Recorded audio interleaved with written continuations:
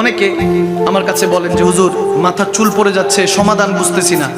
একটা ওজিফা দিয়ে দিচ্ছি, যাদের চুলের সমস্যা, চুল পড়ছে, ছোট্ট একটা ওজিফা দিচ্ছি হাদিস শরীফ থেকে। আমার নবী বলেন যে যদি কারো চুল পড়ে যায়, আল্লাহু ইয়া বারিহু 113 বার, আর একবার দুরূদ শরীফ, সুবহানাল্লাহ। অনেকের আছে না চুল পড়ে যায়, সরিষার তেল, কি তেল? সরিষার তেল। সরিষার তেলের মধ্যে 313 বার ইয়া আল্লাহু ইয়া বারিহু, ইয়া আল্লাহু ইয়া বারিহু, 313 বার পড়ে ফু দিবেন, তারপর একবার দুরূদ শরীফ পড়ে ফু দিবেন। এই তেল 41 দিন লাগান, ইনশাআল্লাহ আপনার চুল পড়া বন্ধ হয়ে যাবে। আরো জোরে। কষ্ট হইলো বেশি? একটা আমল দিয়ে দিলাম, মাঝে মাঝে করার চেষ্টা করবেন। কিছু কিছু আমল আছে যেগুলো করলে, যেমন ঘর থেকে যখন বেরোবেন 10 বার ইস্তেগফার করবেন। কয়বার? আস্তাগফিরুল্লাহ। কয়বার? আওয়াজ দেন। কয়বার? 10 বার।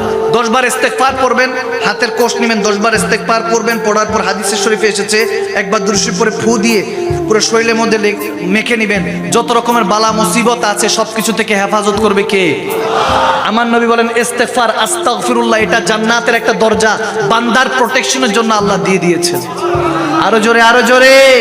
আর যদি কোনো কাজ চান, যে একটা কাজ আমার করতে চাচ্ছি, যে কাজটা যাতে হয়ে যায়, তাহলে বেশি বেশি ইস্তেগফার এবং দুরূদ শরীফ পড়বেন। সুবহানাল্লাহ বলেন।